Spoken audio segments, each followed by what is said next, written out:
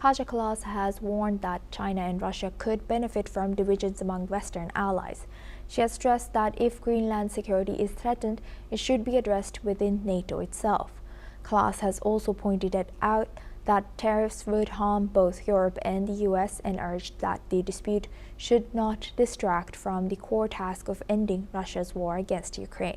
Moreover, French President Emmanuel Macron has also voiced support for Denmark's military exercises in Greenland, refusing to be intimidated by tariff threats. Norwegian Prime Minister Jonas Gahr Store has also made it clear that Norway fully supported Denmark's sovereignty over Greenland. Meanwhile, Danish Foreign Minister Lars Løkke Rasmussen has clarified that the increased military presence in Greenland was part of NATO's efforts to strengthen Arctic security and that the allies were working in full transparency. Swedish Prime Minister Ulf Kristersson has said that Sweden would not allow itself to be blackmailed, emphasizing that only Denmark and Greenland should decide on matters concerning the territory.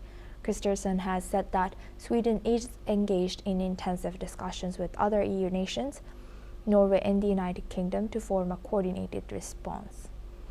Netherlands Foreign Minister David Van Wiel has also stated that the Netherlands remains in close contact with the EU Commission and other partners regarding their response.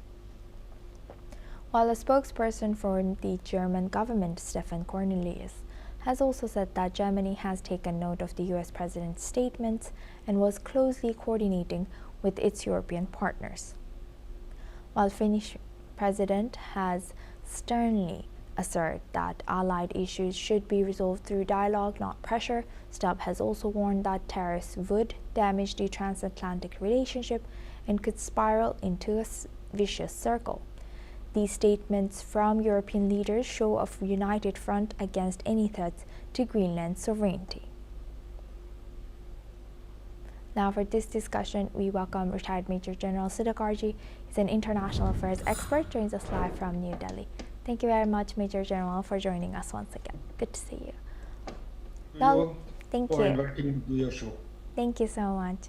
Now, looking at this Greenland and, a lot of support that Greenland is getting from European Union, how do you analyze the current situation? Do you think that these statements are enough to counter US's Trump's ambition of acquiring Greenland? What are the effects? Firstly, Yes. it's sort of a parody of 21st century. It's a big joke. Yes. That joke will turn into reality very soon. Donald Trump is Donald Trump. Nobody can stop him. And he will go in for military capture or annexation of Greenland. Regardless of the reason and the justification, most of us, we think it is the mineral which is lying or buried under 80 meters of snow or ice. That is what he's looking for. But more than that, one has to understand the strategic importance of Greenland being in the northeastern portion of the Americas, because it's contiguous to America. That is how it is to be seen. And lying at the center between the potential threat or the real threat to USA from the east, that is Russia and China. So if you look at it that way, during Cold War 1.0,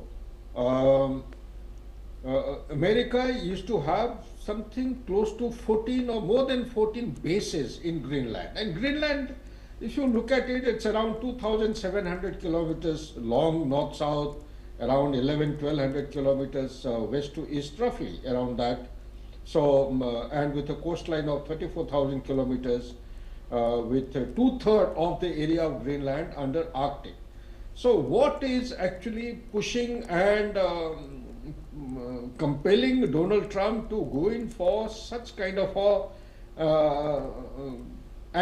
which is an antithesis to the rules-based international order, much against the theories, principles, understandings, norms and conventions of the territorial integrity and the sovereignty of a nation. It's a semi-autonomous province of Denmark, and USA at one point in time, like I said, had more than 14 bases.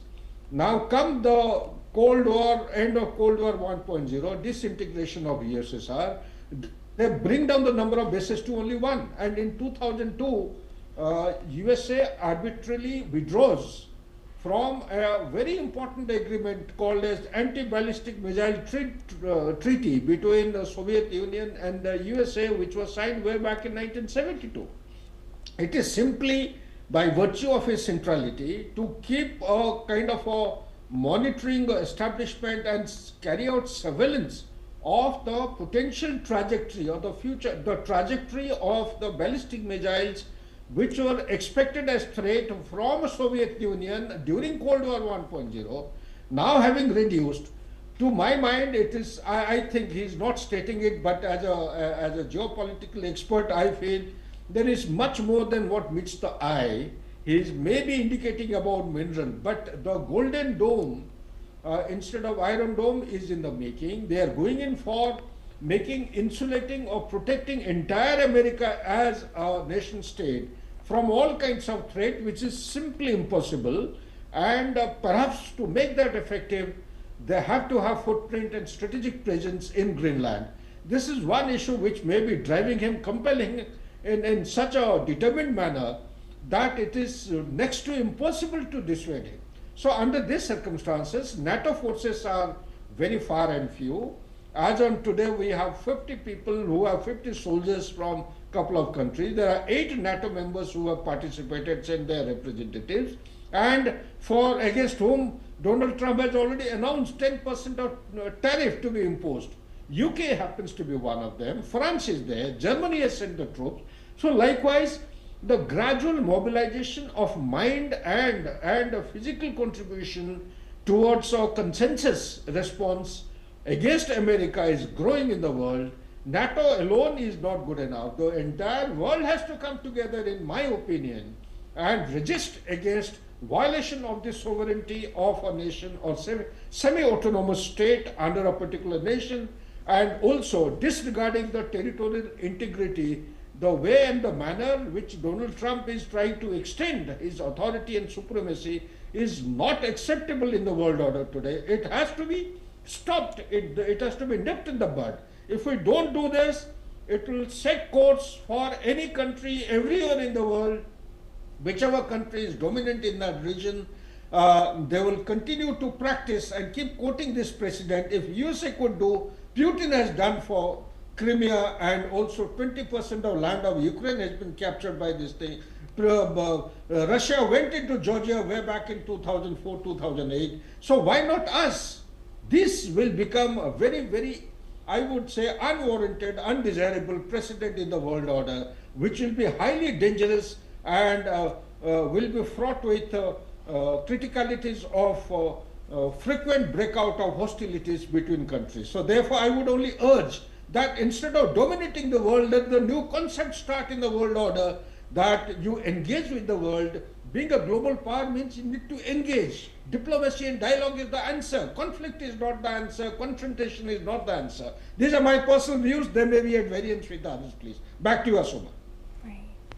Thank you for sharing that extensive knowledge with us. Major General, please stay with us as we welcome